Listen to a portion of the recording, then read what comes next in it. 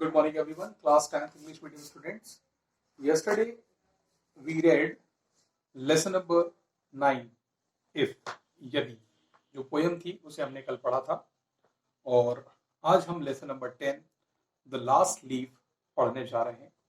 The last leaf नाम से ही समझ में आता है आखिरी पत्ती। लीफ का मतलब पत्ती, लास्ट मतलब आखिरी, अंतिम पत्ती या आखिरी पत्ती, जिसे ओ हेनरी ने लिखा है। क्या है इस स्टोरी में, देखते हैं।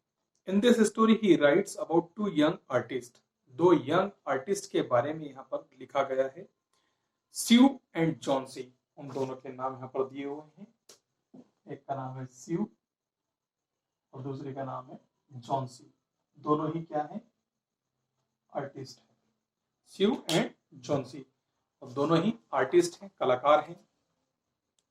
In a very interesting manner, he shows the importance of psychology in curing a serious patient.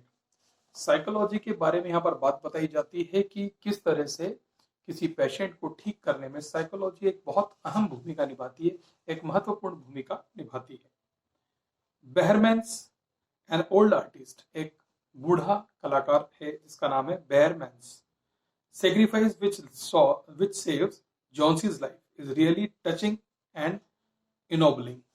बहुत ही हृदय विदारक और मन को छू जाने वाली कहानी है, जहां पर एक ओल्ड आर्टिस्ट है जिसका नाम है बेयरमैन।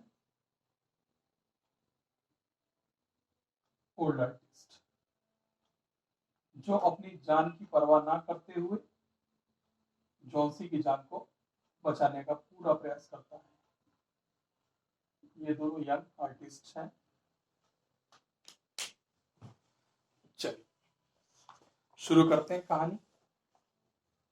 Page number 81।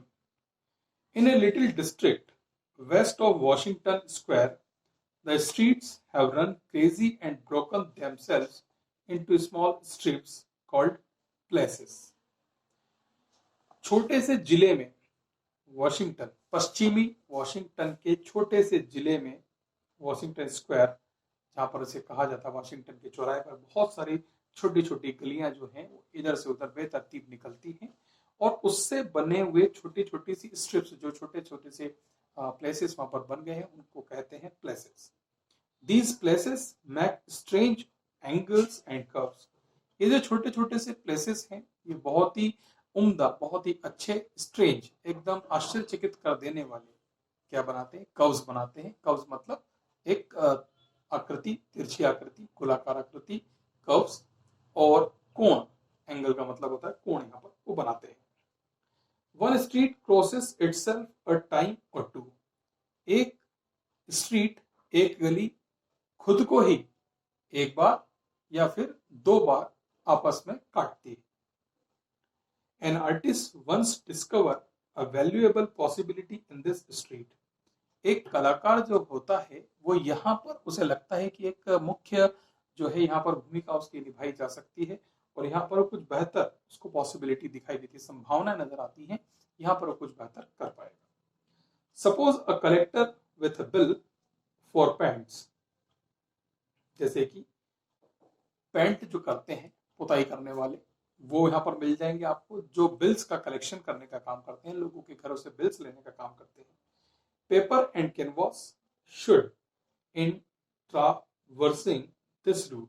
ठीक है, यहाँ पर पेपर और कैनवास जो है वो भी यहाँ पर मिलने चाहिए, मिलते ही हैं। इन ट्रावर्सिंग दिस रूट, इस रूट पर, इस रास्ते पर प्राप्त होते हैं। Suddenly meet himself coming back, तभी क्या होता है, वो आपस में आमने सामने मिलते हैं।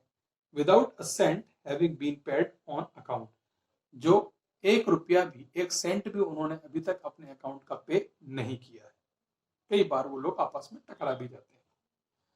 So to quaint old Greenwich village, the art people soon come prowling, hunting for north windows and 18th century gables and Dutch attics and low rents. अब यहाँ पर उन्होंने बहुत सारी बातें बता दी गई हैं कि ग्रीनविच गांव में बहुत सारे कलाकार जो हैं वो आते हैं यहाँ पर, प्रॉलिंग, hunting for north Windows.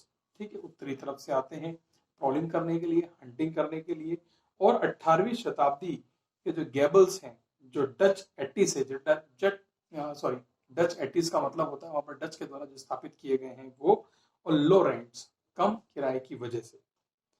Then they imported some pewter mugs and a chafing dish or two from 6th Avenue and became a colony। यहाँ पर कुछ प्यूटर मग्स वो भी हैं, आगे रहने आए हैं।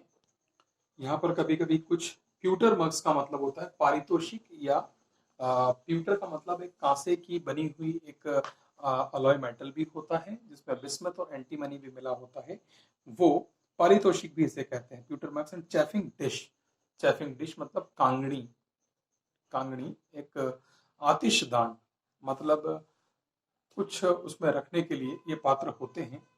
और two from 6th avenue and became a colony, और दो 6th एवेन्यू से थे और उन्होंने मिलकर क्या बना लिया, एक कॉलोनी यहाँ पर अपनी बसा ली। At the top of a squatty 3-story brick, Sue and Johnsy had their studio।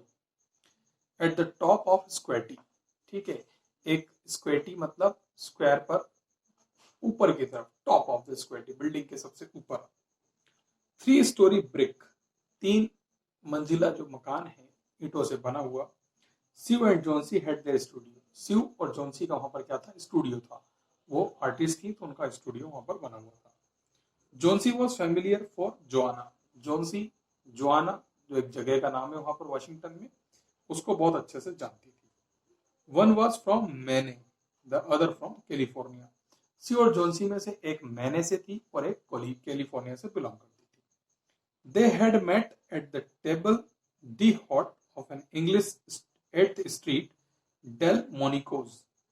Del मोनिकोज जो 8वीं गली में बना हुआ एक रेस्टोरेंट था या एक कॉफी शॉप था, वहां पर D hot of A, D hot जो है कॉफी शॉप, वहां पर ये क्या करती है, मिलती है। And found their taste in art, दोनों को फिर वहां बातों बातों में ही पता चलता है कि दोनों ही कलाकार हैं, दोनों का कला में बहुत रुझान है, बहुत रुचि है। Art, chicory salad and bishop sleeves, so congenial that the joint studio resulted.